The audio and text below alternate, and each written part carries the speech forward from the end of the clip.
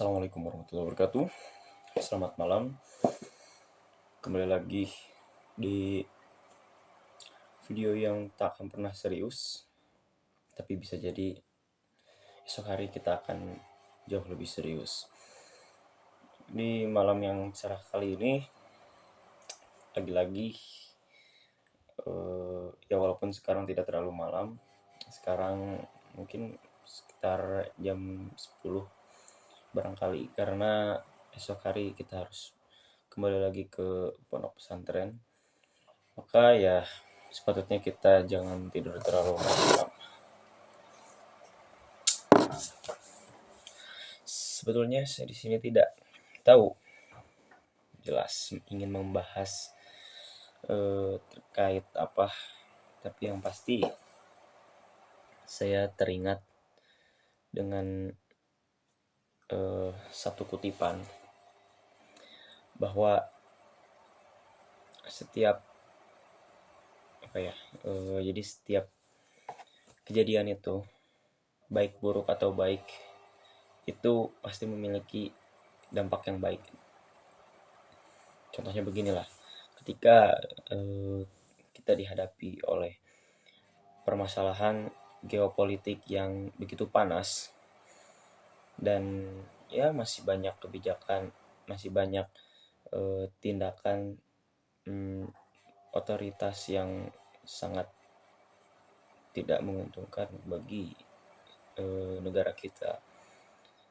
Di sisi lain, pemuda yang tumbuh di Indonesia itu banyak yang berkembang, banyak yang akhirnya pemikirannya mulai kritis, sehingga waktu itu saya pribadi pernah melihat postingan Ferry Irwandi yang dimana beliau memposting deretan buku bestseller yang ada di Gramedia, dan buku-buku tersebut bukan novel, bukan majalah apapun itu, melainkan buku Madilog yang ditulis oleh Tan Malaka. Kemudian ada Pengantar Filsafat, dan buku-buku yang sepatutnya tidak akan pernah bestseller di generasi yang sangat miris kali ini. Namun di sisi lain kita mengetahui sendiri bahwa satu cahaya yang terang itu pasti menghasilkan bayangan yang gelap, dan kita selalu melihat dan menyorot kepada bayangan yang gelap tersebut, hanya melihat bagian yang jelek dari pemuda-pemuda dan anak bangsa gitu. Seperti ya mungkin kita bisa lihat di TikTok lah, entah itu kenakalan remaja yang sangat tidak bisa dilazimkan, kemudian pergaulan bebas dan lain sebagainya. Tetapi pemuda-pemuda Indonesia kini sudah mulai adanya pemikiran kritis, seperti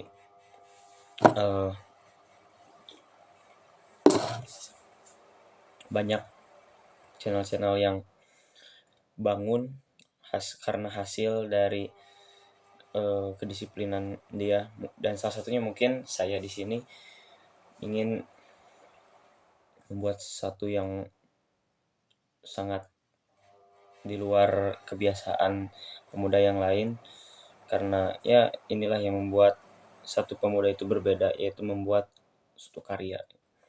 Nah, karya di sini itu dahulu ketika zaman Golden Age sangat dibutuhkan. Salah satu kasus contohnya ketika zaman dinasti Abbasiyah, setiap satu ilmuwan yang menulis buku, maka buku tersebut akan ditimbang dan beratnya itu akan disesuaikan dengan imbalan berupa emas. Jadi ketika kita menimbang buku, nah berat buku ini akan setara dengan bayaran emas yang akan diberikan dan dia sebagai bentuk apresiasi kepada ilmuwan tersebut. Dan inilah yang membuat zaman dahulu pemuda dan penggerak bangsa itu tuh sangat maju, karena diapresiasi dan disegani luar biasa Beda dengan halnya dengan Indonesia. Ketika Indonesia waktu itu pernah melahirkan satu anak bangsa yang dimana dia memiliki satu inovasi. Saya entah lupa lagi apa itu inovasinya, dan itu ditolak di Indonesia.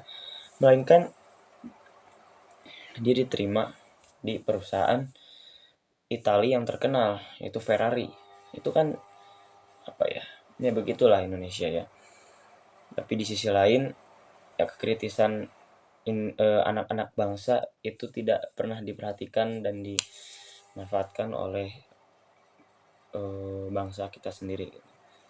Maka kapan kita ingin maju? Maka kapan kita ingin bangkit dari keterpurukan? Sedangkan pemuda-pemuda yang berpotensi, pemuda-pemuda yang memiliki semangat juang untuk merubah bangsa ini itu dibungkam dan tidak disediakan ruang untuk dia berkembang. Dan balik lagi ke sistem pendidikan Indonesia yang dimana tidak sangat-sangat tidak mendukung anak untuk berkarya, untuk memberikan satu kemampuan yang dia benar-benar minati. Yes. Pendidikan Indonesia tidak sangat-sangat tidak mengakomodir hal itu semua. Salah satu contohnya, seperti ketika satu anak menggemari futsal, menggemari sepak bola. Namun orang tua siswa ini menuntut agar dia menjadi PNS.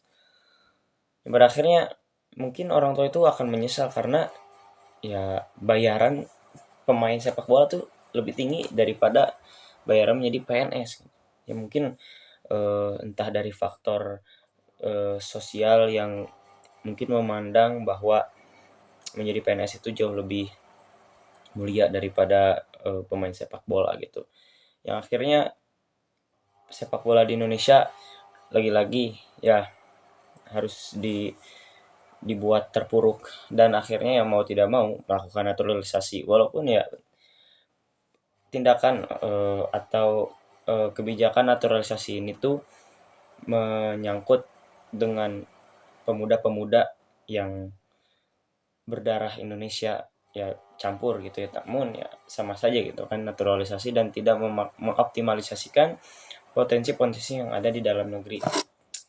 Dan lagi-lagi itulah pemerintah yang sampai saat ini belum pernah membuka matanya terhadap potensi-potensi dari pemuda yang ada di luar sana.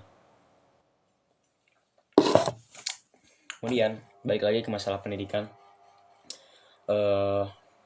Kalau nggak salah pagi ini saya pribadi melihat begitu miris, ada salah satu daerah di Sulawesi kalau nggak salah, yang anak-anak tersebut ingin menyeberang dari satu daerah ke daerah yang lain menggunakan jembatan, namun jembatan tersebut sudah benar-benar sangat tidak layak.